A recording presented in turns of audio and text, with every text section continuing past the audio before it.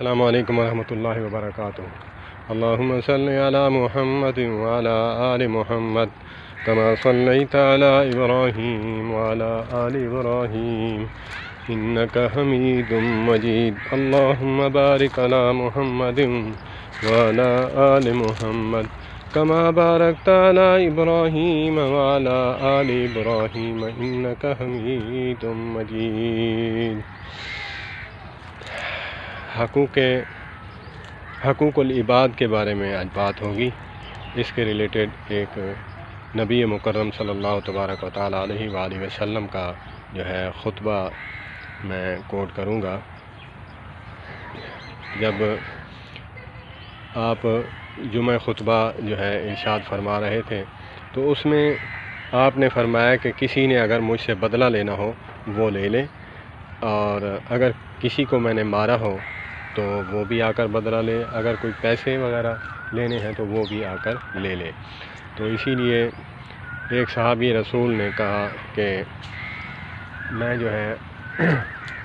آپ سے بلکہ آپ نے مجھے مارا تھا تو میں بدلہ لینا چاہتا ہوں۔ تو صحابہ کرام چونک اٹھے، حضرت عمر فاروق، حضرت علی المرتضیٰ شیر خدا اور جلیل القدر صحابہ کرام نے تلواریں نکالنی نیام سے، کہا کہ یہ تم نے کیسی بات کی ہے۔ آقا کریم علیہ الصلوۃ والسلام نے کہا کہ رک جاؤ، یہ میرا اور اس کا معاملہ ہے۔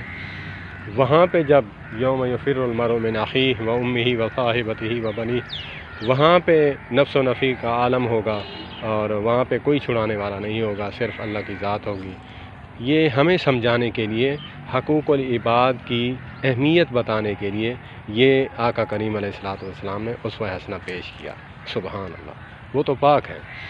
تو صحابی رسول آگے بڑھے اور کہا کہ یا رسول اللہ صلی اللہ تبارک و تعالیٰ علیہ وسلم، ایک جنگ کے دوران مجھے چابک مارا تھا آپ نے، وہی لاٹھی آقا کریم علیہ الصلوۃ والسلام نے اپنا عصا مبارک منگوایا اور کہا کہ تم اپنا بدلہ لے لو۔ کہا کہ جب مجھے لاٹھی لگی تھی تب میری پیٹھ ننگی تھی۔ اللہ اکبر، اللہ اکبر، کیا درس دے رہے ہیں!